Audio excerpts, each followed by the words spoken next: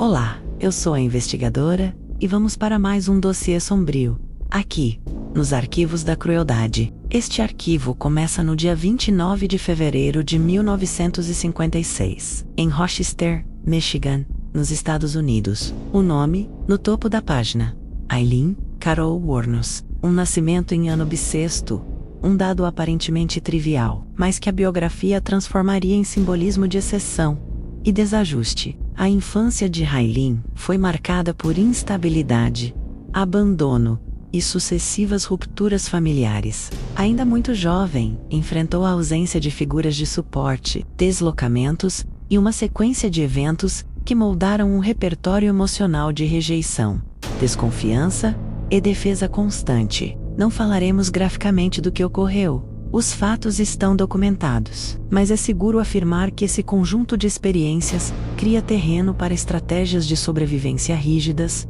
e, mais tarde, para decisões extremas. Na adolescência, Eileen começa a transitar por ambientes de estrada, postos de combustível, bares de rodovia e quartos baratos. Desenvolve um padrão de vida nômade, procurando recursos imediatos, alternando estados e vivendo às margens da sociedade. Com o tempo, passa a consolidar uma visão de mundo, em que cada encontro é uma negociação de risco e controle. Para Eileen, a estrada oferece aquilo que a família não deu: previsibilidade de que tudo pode dar errado, e a chance de reagir antes. O perfil inicial observável é o apego quase inexistente, autoconceito ferido, mecanismos de autopreservação, impulsividade como resposta a ameaças percebidas e uma crescente dissociação afetiva. Não há aqui juízo de valor, apenas a MOPA.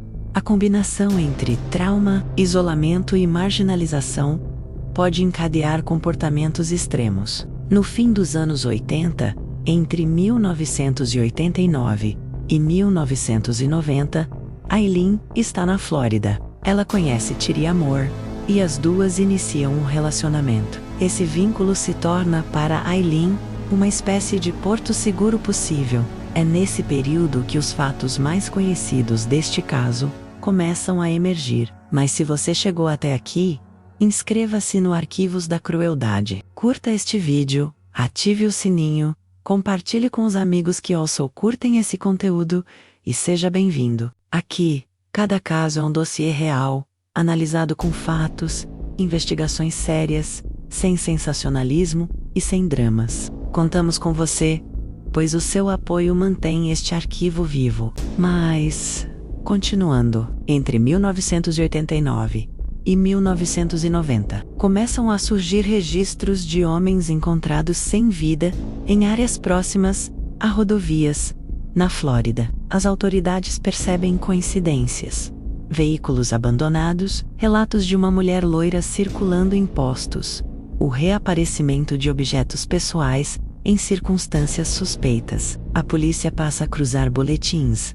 mapear rotas, checar placas e horários, e as pistas se repetem. O modo de operação atribuído a Eileen, de forma geral e sem detalhes gráficos, envolve encontros em trajetos de estrada, discussões que escalavam, e, segundo ela, decisões tomadas sob a alegação de defesa diante de ameaças. Essa narrativa de resposta a um perigo seria afirmada por Eileen em mais de um depoimento. A versão oficial, entretanto, a classificaria como uma agressora serial. Aqui, reforçamos, não entraremos em descrição sensível. Atemo-nos à cronologia e às fontes públicas. Um ponto crucial na cronologia: a presença constante de Tyria Moore como parceira de vida de Eileen.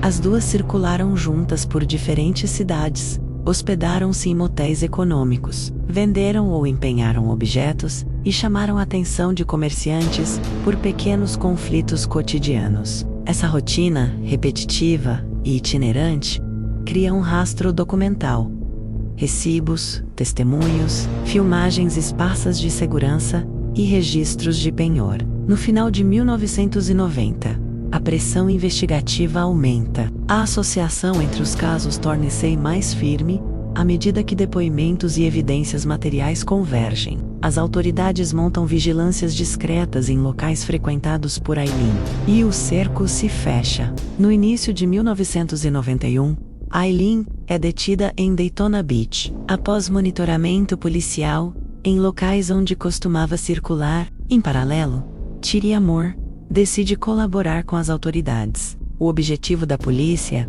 é obter confirmações diretas dos fatos. O método, dentro do que é público e documentado, envolve conversas monitoradas, sem entrar em detalhes sensíveis. O que importa nesta análise é: as confissões vieram. Aileen assume a autoria de múltiplas mortes. Mswas Falas repete a justificativa de que agiu em reação a situações que descreve como ameaçadoras. Essa versão é contestada nos autos. O processo segue adiante, e a figura de Aileen passa a ser observada também pelo prisma da psiquiatria e da psicologia forense. O perfil psicológico em foco era histórico de trauma e abandono, base para hipervigilância, impulsividade e respostas defensivas desproporcionais, relacionamento de forte dependência emocional, laços afetivos enxutos, mais intensos. O vínculo com Tyria funciona como eixo de estabilidade subjetiva. Narrativa de autopreservação. Aileen se descreve frequentemente como alguém sob ataque. Rigidez cognitiva. Dificuldade de revisão interna de crenças, principalmente diante de pressão. Despersonalização em conflitos. A redução da empatia em contextos de alto estresse. Estes são traços compatíveis com estudos de vítimas de violência crônica que evoluem para autores de violência, sem que isso signifique absolvição moral ou legal. É uma leitura de risco. O mesmo repertório que protege pode em outros contextos ferir. O tribunal, ao analisar os fatos e as evidências, separa a narrativa subjetiva daquilo que o processo demonstra de forma material. Durante esta fase, a mídia descobre em Aileen uma figura que concentra medo, curiosidade e polêmica. Entrevistas televisivas, recortes sensacionalistas e manchetes alimentam percepções rasas. Nosso arquivo, porém, mantém o compromisso de olhar para a cronologia, provas e diagnósticos, sem explorar dor ou espetacularizar violência. Os julgamentos acontecem ao longo de 1992 e anos seguintes, com Aileen recebendo condenações em série. Ela recorre, muda de estratégia em alguns momentos, mantém declarações firmes e, em outros, retira justificativas. O cenário judicial é complexo, mas o desfecho é inequívoco. Em 9 de outubro de 2002, no estado da Flórida, a sentença final é executada. Não descreveremos o procedimento.